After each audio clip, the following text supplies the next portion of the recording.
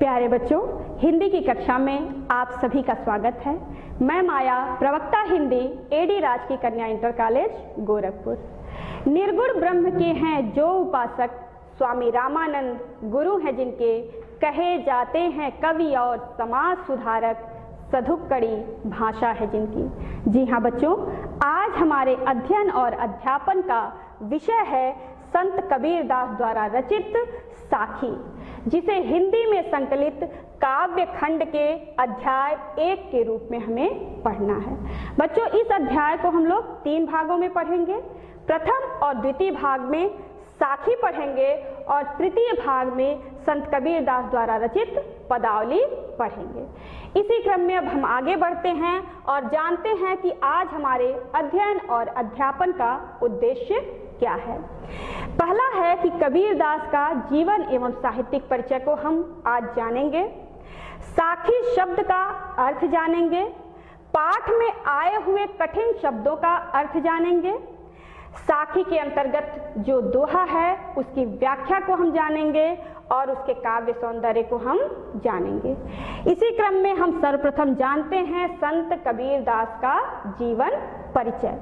आपका जन्म सन 1398 ईस्वी में माना जाता है और आपका पालन पोषण नीमा और नीरू नामक जुलाहा दंपति द्वारा किया गया।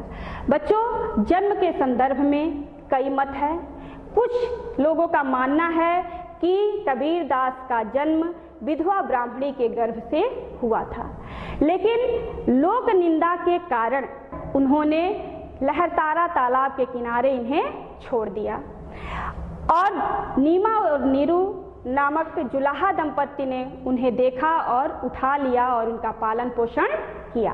कुछ लोगों का मानना है कि कबीरदास लहरतारा तालाब में कमल के फूल पर अटखेलियां खेल रहे थे और नीमा और नीरू नामक जुलाहा दंपति ने उन्हें देखा और उठा लिया और उनका पालन पोषण किया।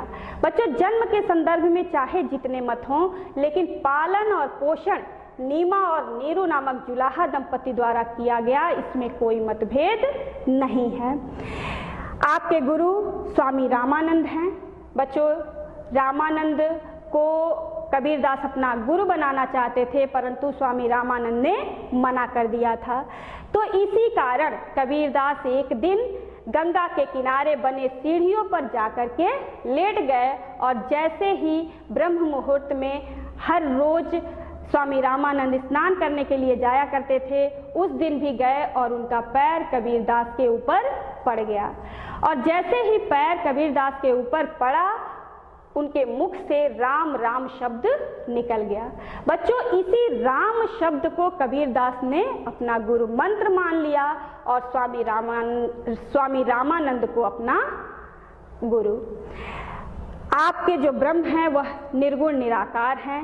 आपको ज्ञात होगा कि कबीरदास भक्ति काल के निर्गुण काव्य धारा के ज्ञानाश्रयी शाखा के प्रतिनिधि कवि हैं और उनके जो ब्रह्म हैं वह निर्गुण निराकार ब्रह्म हैं। बच्चों, कई जगहों पे कबीरदास ने राम शब्द का प्रयोग किया है। यह राम दशरथ पुत्र पुरुषोत्तम श्री राम नहीं है, बल्कि इनके राम निर्गुण निराकार ब्रह्म हैं। कबीर के राम फूल के उस सुगंध की भांति हैं जिसे महसूस तो किया जा सकता है, लेकिन उसकी कोई आकृति निर्धारित नहीं की जा सकती। इसी तरह कबीर के राम भी हैं जिन्हें कबीरदास सदैव महसूस करते थे। वह सदैव स्वीकार करते थे कि राम ईश्वर हर जगह व्याप्त हैं, कण कण में व्याप्त हैं, सर्वत्र व्याप्त हैं, लेकिन उनकी कोई आकृति निर्धारित नहीं की जा सकती। वह किसी आकार और काल के बंधन में नहीं बांधे जा सकते।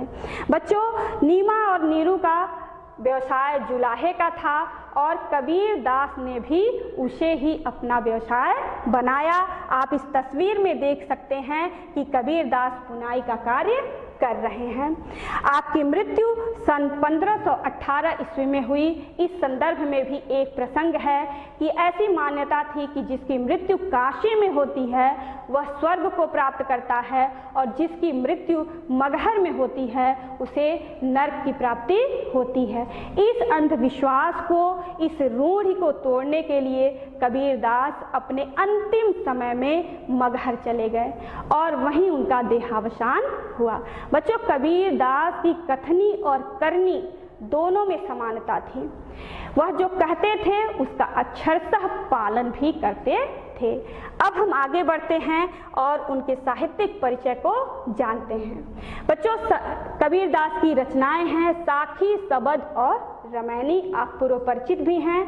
आपको यह पंक्ति याद होगी कबीरदास की कि मसी कागज छुओ नहीं, कलम गहियो नहीं हाथ। इससे स्पष्ट होता है कि कबीरदास पढ़े लिखे नहीं थे। तो आपको लगता होगा कि जब कबीरदास पढ़े लिखे नहीं थे तो कैसे साखी, सबद और रामायणी रचनाओं को लिखा। बच्चों, कबीरदास ने इन्हें स्वयं अपनी लेखनी से नहीं लिखे, स्वयं लिपिबद्ध नहीं किए। इन्होंने मौखिक रूप से बोला, मुख से बोला और कबीरदास के उस मौखिक वचन को, उस वाणी को उनके शिष्यों द्वारा लिपिबद्ध किया गया। इसीलिए बच्चों कहा जाता है कबीर की वाणी। कबीर की वाणी का संग्रह धर्मदास द्वारा बीजक नामक ग्रंथ में किया गया है। धर्मदास कबीरदास के शिष्य हैं।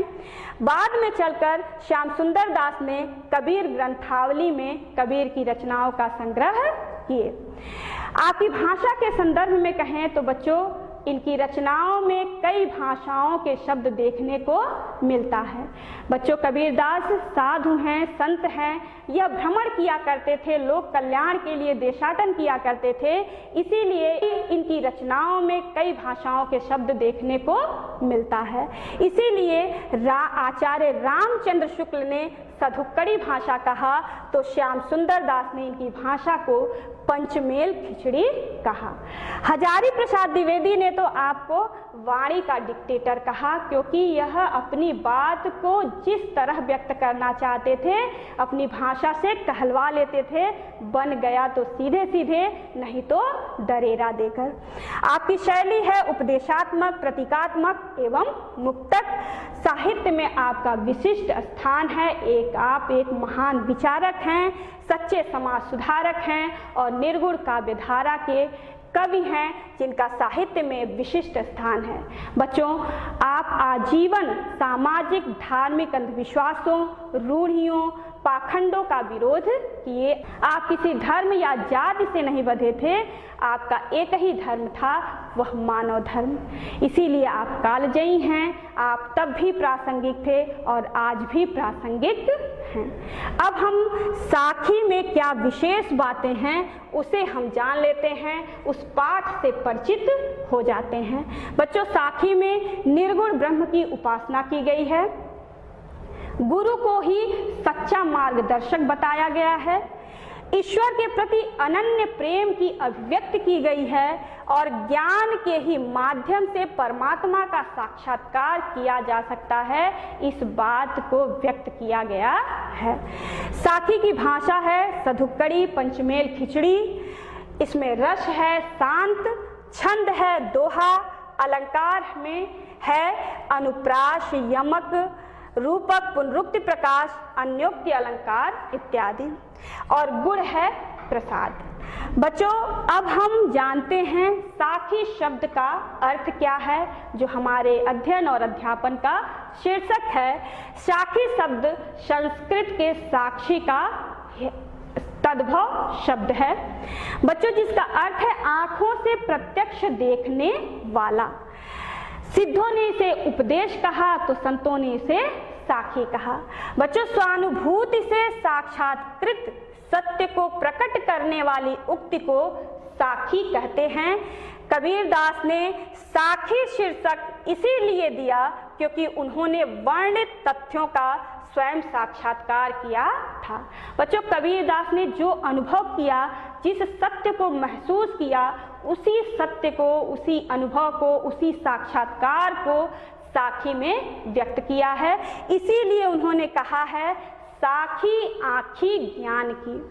अब हम आगे बढ़ते हैं और मूल पाठ पर आते हैं, जिसमें पहला दोहा मैं छंद के लय गति तुक के अनुसार पढ़ती हूँ, जिस राग से आप पूर्व परिचित हैं और अत्यंत ही हृदय ग्राही है। बलिहारी गुरु आपने द्योहारी कै बार, जिन मानिस तै देवता करत न लागी बार, करत न लागी बार। बच्चों, इस दोहा में कबीरदास अपना सर्वस्व न्यौछावर कर देने की बात कहे हैं अपने गुरु पर। क्यों अपने गुरु पर सर्वस्व न्यौछावर करने की बात कह रहे हैं, इस दोहा के माध्यम से हम जानते हैं। बलिहारी गुरु आपने द्योहारी के बाद। बलिहारी का अर्थ है अपने आप को न्यौछावर करना, आपने का अर्थ है अपने आप को, द्योहारी का अर्थ है दिन में, कै बार का अर्थ है कितनी बार। कबीरदास जी कह रहे हैं कि मैं अपने आप को अपने गुरु पर दिन में कई बार न्यौछावर कर देना चाहता हूँ। क्यों न्यौछावर कर देना चाहता हूँ? जिन मानिस तै देवता करत न लागी बार। जिस गुरु ने मुझ जैसे सामान्य मनुष्य को देवता बनाने में थोड़ा भी देर नहीं किए, थोड़ा भी विलंब नहीं किए, उस गुरु पे मैं अपने आप को दिन में कई बार न्यौछावर कर देना चाहता हूँ। यहाँ बार का अर्थ है देर। मानिस तय देवता का क्या अर्थ है? मनुष्य से देवता बनाने का क्या अर्थ है? कि मुझे गुरु ने ज्ञान दिया और उस ज्ञान से मुझे अपनी आत्मा का ज्ञान हुआ, और जब आत्मा का ज्ञान हुआ तो मुझे परमात्मा का ज्ञान हुआ, और जब परमात्मा का ज्ञान हो गया तो आत्मा और परमात्मा दोनों एक हो गए, दोनों का विभेद समाप्त हो गया और मुझ में भी देवता के गुण समाहित हो गए, अर्थात मैं देवता के समान बन गया, क्योंकि आत्मा और परमात्मा दोनों एक हो गए। इसलिए इस मनुष्य को, सामान्य मनुष्य को देवता बनाने में, देवता जैसे व्यवहार लाने में थोड़ा भी गुरु ने देर नहीं किया। उस गुरु पर मैं अपने आप को दिन में कई बार न्यौछावर कर देना चाहता हूँ। दूसरा दोहा है, सतगुरु की महिमा अनंत, अनंत किया उपकार, लोचन अनंत उघाड़िया, अनंत दिखावण हार, अनंत दिखावण हार। इस दोहा में गुरु की महिमा का कवि ने वर्णन किया है। सतगुरु की महिमा अनंत, गुरु की महिमा का कोई अंत नहीं है। कवि कह रहे हैं कि गुरु की महिमा की कोई सीमा नहीं है, कोई अंत नहीं है, और इसलिए अनंत किया उपकार, इसलिए वह मेरे ऊपर अनेकों उपकार किए हैं। उसकी भी कोई सीमा नहीं है, उसका भी कोई अंत नहीं है। लोचन अनंत उघाड़िया, अनंत दिखावण हार। अनंत का यहाँ अर्थ है दिव्य दृष्टि से, और यहाँ अनंत का अर्थ है अनंत परमपिता परमेश्वर से, पार ब्रह्म परमेश्वर से। कह रहे हैं कवि कि लोचन अनंत उघाड़िया। लोचन का अर्थ है दृष्टि, देखने वाला, आँख। मेरे आँखों के सामने जो सांसारिक मोह माया का पर्दा लगा हुआ था, उस पर्दे को मेरे गुरु ने हटा दिया और मुझे दिव्य दृष्टि प्रदान किया, अर्थात ज्ञान प्रदान किया। और उस दिव्य दृष्टि के कारण मुझे क्या हुआ? अनंत दिखावण हार, उस परम पिता परमेश्वर अनंत ब्रह्म का दर्शन संभव हो पाया। और यह तभी संभव हुआ जब मेरे गुरु ने मुझे दिव्य दृष्टि प्रदान किया। एक बार पुनः देखते हैं दोनों दोहा का अर्थ।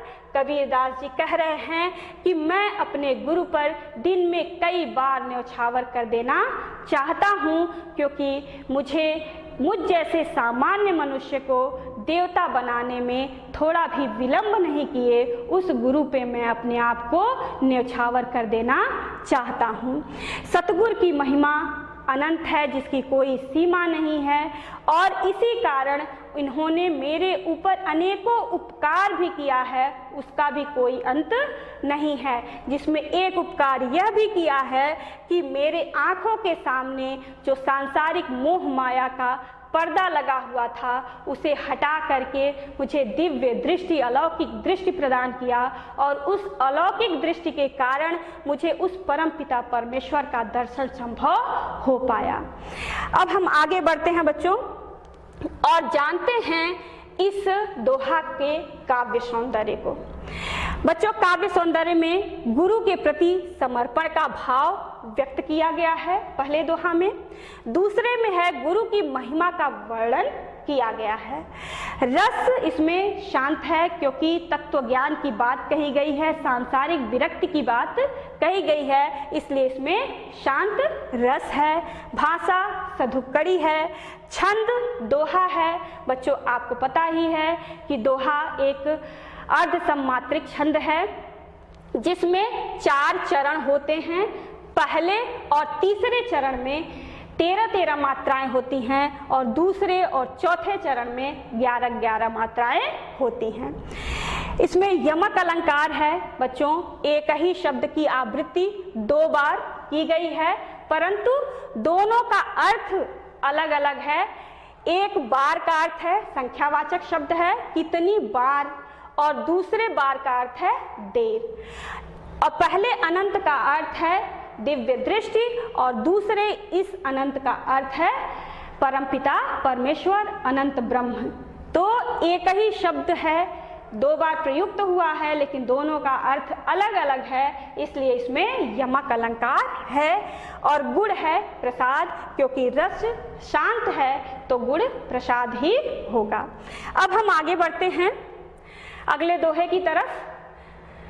दीपक दिया तेल भरी, बाती दई अघट, पूरा किया बिसाहुड़ा, बहुरी नावे हट, बहुरी नाव हट।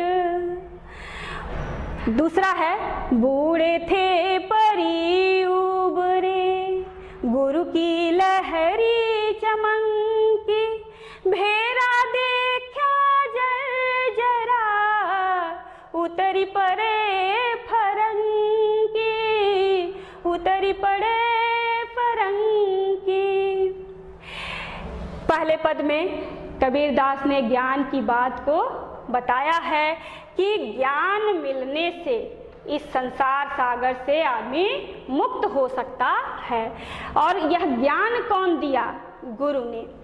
दीपक दिया तेल भरी, गुरु ने मुझे ज्ञान रूपी दीपक दिया। और तेल भरी, बिना तेल के दीपक नहीं बन सकता, और उस तेल में जब तक बाती नहीं हो तब तक दीपक पूर्ण रूप से प्रज्वलित नहीं हो सकता। तो गुरु ने ज्ञान रूपी दीपक दिया और उस दीपक में ईश्वर के प्रेम रूपी तेल से भर दिया। वह तेल किसका था? ईश्वर के प्रेम रूपी तेल था। और बाती दई अघट, अघट का अर्थ है जो कभी समाप्त न हो। ईश्वर के लगन रूपी, ईश्वर की प्राप्ति लगन रूपी या विश्वास रूपी उसमें बाती को डाल दिया जो कभी समाप्त होने वाला नहीं है। और इसके कारण मेरे हृदय में ज्ञान का प्रकाश फैल गया। और जब ज्ञान का प्रकाश फैल गया तो पूरा किया बिसाहुड़ा। बिसाहुड़ा का अर्थ है सांसारिक मोह माया का क्रय विक्रय, खरीदना और बेचना। बहुरी का अर्थ है पुनः, हट का अर्थ है संसार रूपी बाजार। इस ज्ञान के प्रकाश से क्या हुआ? इस संसार रूपी मोह माया का जो भ्रम था, उसे खरीदते और बेचते थे, उसके प्रति जो आकर्षण था वो समाप्त हो गया। और जब सांसारिक विरक्ति हो गई, संसार के प्रति मेरा मोह समाप्त हो गया, तो बहुरिन आवे हट, पुनः इस संसार रूपी बाजार में मुझे आने की आवश्यकता नहीं है, अर्थात मुझे मोक्ष की प्राप्ति हो गई। बूढ़े थे परी उबरे, बूढ़े डूबना, गुरु की लहरी चमकी, भेरा देखा जर्जरा, उतर पड़े फरन की। भेरा का अर्थ है नाव। बूढ़े थे, इस संसार रूपी, कवि कह रहे हैं कि इस संसार रूपी भव सागर में, मोह माया में मैं डूब गया था। लेकिन कैसे उबर गया? उबरे, लेकिन मैं उससे मुक्त हो गया। कैसे? गुरु की लहरी चमकी, गुरु के ज्ञान के लहर रूपी प्रकाश मुझे दिखाई दिया। ज्ञान रूपी लहर के प्रकाश दिखाई देने के कारण क्या हुआ? मुझे क्या दिखाई दिया? भेरा देखा जर्जरा, जिस सांसारिक मोह माया रूपी नाव में मैं जब बैठा हूँ, वह क्या है? वह जर्जर है, वह टूटने वाला है, वह इस संसार रूपी सागर से मुझे पार नहीं करा सकता, वह डुबाने वाला है। तो मैं उससे क्या किया? उतर पड़े फरंकी, मैं उस नाव से, उस जर्जर नाव से, उस सांसारिक मोह माया रूपी जर्जर नाव से उतर गया, कूद करके उसमें से उतर गया, उससे अलग हो गया, अर्थात मुझसे मोह माया की विरक्ति हो गई, अर्थात मैं उस मोह माया से मुक्त हो गया और मुझे मोक्ष की प्राप्ति हो गई। मेरी आत्मा परमात्मा में संलग्न हो गई। एक बार और देखते हैं कि मुझे गुरु ने ज्ञान रूपी दीपक दिया, उस दीपक में ईश्वर के प्रेम रूपी तेल को भर दिया और ईश्वर के प्राप्ति रूपी लगन और विश्वास रूपी बाती को डाल दिया, जो कभी समाप्त होने वाला नहीं है। इसके कारण मेरे हृदय में ज्ञान का प्रकाश हो गया, जिसके कारण मैं सांसारिक मोह माया का जो क्रय विक्रय कर रहा था उसे छोड़ दिया। और जब सांसारिक मोह माया से मेरी विरक्ति हो गई तो पुनः इस संसार रूपी बाजार में आने की आवश्यकता नहीं पड़ेगी। इस संसार रूपी मोह माया के सागर में मैं डूब गया था, लेकिन उससे बच गया, क्योंकि गुरु के ज्ञान के लहर की प्रकाश मुझे दिखाई दिया। और जब दिखाई दिया तो मैं देखा कि जिस सांसारिक मोह माया रूपी नाव में मैं बैठा हूँ वह जर्जर है, वह टूटने वाला है, वह मुझे इस संसार के भव सागर से पार नहीं उतार सकता। इसलिए मैं उससे कूद करके बाहर निकल गया, अर्थात मैंने उस संसार से विरक्ति ले लिया और मोक्ष के करीब पहुंच गया। अब हम जानते हैं बच्चों इसके काव्य सौंदर्य को। बच्चों, भाषा, रस, छंद और गुण ये पूरे साखी में एक ही जैसा है, इसलिए मैं उसकी पुनरावृत्ति नहीं करूंगी। अलंकार में अंतर है तो अलंकारों पे चर्चा हम करते चलेंगे।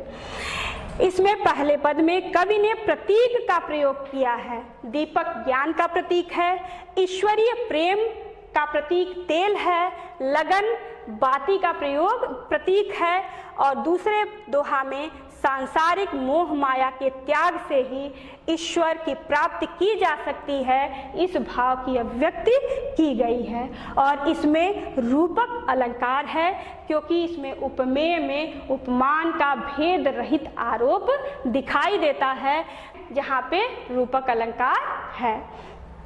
अब हम आगे चलते हैं। चिंता तो हरि नाम की और न चिंता दार, जे कछु चित में राम बिन सोई काल के पास, सोई काल के पास।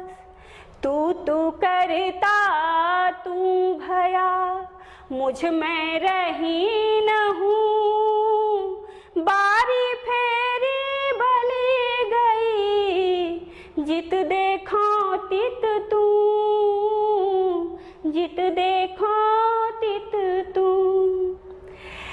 इस दोहा में कबीरदास सिर्फ ईश्वर के ही नाम का चिंतन मनन करना चाहिए, वही उद्धार का मार्ग है, इसे व्यक्त किए हैं। क्या कहते हैं हम इस दोहा के माध्यम से जानते हैं। चिंता तो हरि नाव की, कबीरदास जी कह रहे हैं कि चिंता, चिंता का अर्थ है चिंतन करना, सदैव ईश्वर के नाम का ही चिंतन करना चाहिए और न चिंता दास, और किसी सांसारिक विषय वस्तु का चिंतन नहीं करना चाहिए। क्यों नहीं करना चाहिए? जे कछु चितवे राम बिन, जो इस राम के अलावा, ईश्वर के अलावा किसी अन्य सांसारिक विषय वस्तु का चिंतन करता है, मनन करता है, आकर्षित होता है उसके प्रति, सोई काल के पास, वह काल के बंधन से मुक्त नहीं हो पाता, वह जन्म और मृत्यु के चक्र से मुक्त नहीं हो पाता, उसी में बंधता चला जाता है। तू करता तू भया मुझ में रही न हूँ, बारी फेरी बल गई जित देखो तित तू। कबीरदास जी कह रहे हैं इसमें कि ईश्वर के ही नाम का स्मरण करते करते मैं ध्यान ईश्वर का कर रहा था और ध्यान करते करते मैं ईश्वर जैसा ही बन गया। क्यों बन गया? मुझ में रही न हूँ, मेरे अंदर का जो अहंकार था वह अहंकार समाप्त हो गया और उस अहंकार के समाप्त होने के कारण मैं स्वयं, मेरी आत्मा परमात्मा में विलीन हो गई। बारी फेरी बल गई जित देखो तित तू, और इस कारण मैं तुम्हारे जैसा हो गया, तुम्हारा स्मरण करते करते मेरे अंदर का अहंकार समाप्त हो गया। इस कारण बारी फेरी बल गई, इस संसार में जो आने जाने का क्रम है वह समाप्त हो गया, जन्म मरण का चक्र समाप्त हो गया। अब मैं जहाँ भी देखता हूँ वहीं तुम नजर आते हो, तुम्हारे अतिरिक्त मुझे अब कोई अन्य नजर नहीं आता, संसार की विषय वस्तु नजर नहीं आती, अब कोई मोह माया के बंधन में मैं नहीं पड़ता। एक बार पुनः देखते हैं, कबीरदास जी कह रहे हैं कि सदैव ईश्वर के नाम का ही स्मरण करना चाहिए, चिंतन करना चाहिए, संसार के किसी अन्य विषय वस्तु का चिंतन नहीं करना चाहिए, क्योंकि अगर संसार के किसी अन्य विषय वस्तु का हम चिंतन करते हैं, मनन करते हैं, तो हम काल के बंधन में फंसते चले जाते हैं, काल के बंधन से हम मुक्त नहीं हो पाते, अर्थात मुझे मोक्ष की प्राप्ति नहीं हो पाती। बच्चों देखिए, ये अभी हमने बताया था कि राम शब्द का प्रयोग कबीरदास ने कई जगहों पर किया है, यहाँ भी राम शब्द का प्रयोग है, लेकिन यह पुरुषोत्तम श्री राम नहीं है, सियापति श्री राम नहीं है, निर्गुण निराकार ब्रह्म है, क्योंकि कबीरदास जी निर्गुण निराकार ब्रह्म के उपासक है और निर्गुण शाखा के कवि हैं। दूसरे में है कि तुम्हारा, कबीरदास जी कह रहे हैं कि तुम्हारा नाम लेते लेते, तुम्हारा स्मरण करते करते मैं स्वयं तुम्हारे जैसा हो गया हूँ, अब मेरे अंदर का अहंकार समाप्त हो गया है, और जब अहंकार समाप्त हो गया है तो मैं तुम्हारे जैसा हो गया हूँ, आत्मा परमात्मा में विलीन हो गई है। अब पुनः इस संसार रूपी सागर में, इस संसार रूपी बाजार में मुझे आने की आवश्यकता नहीं है, जन्म मरण का चक्र समाप्त हो गया है, अब मैं जहां देखता हूं वहां तुम नजर आते हो। इसके काव्य सौंदर्य को हम जान लेते हैं।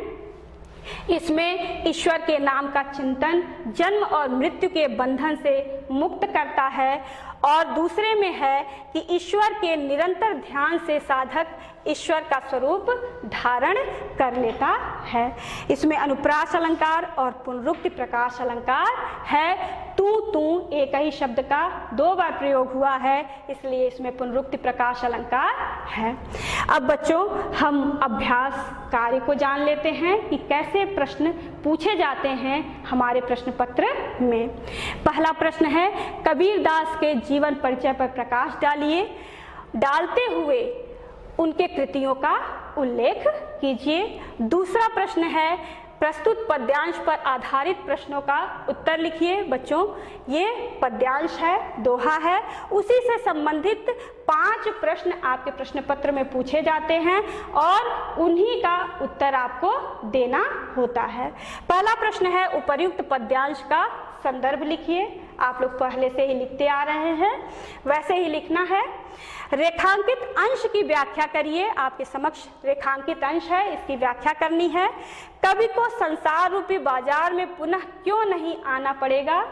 अगला प्रश्न है, गुरु के ज्ञान के प्रभाव से क्या संभव हो सका? और अंतिम है, प्रस्तुत दोहा में कौन सा अलंकार है? बच्चों, इस प्रकार हम लोगों ने कबीरदास द्वारा रचित साखी के प्रथम भाग को पढ़ लिया और निश्चय ही आपको समझ में आया होगा, जिसमें गुरु की महत्ता का वर्णन किया गया है और ईश्वर का ही चिंतन करने की बात कही गई है। अगले भाग में हम लोग पुनः मिलेंगे, तब तक के लिए धन्यवाद, खुश रहिए।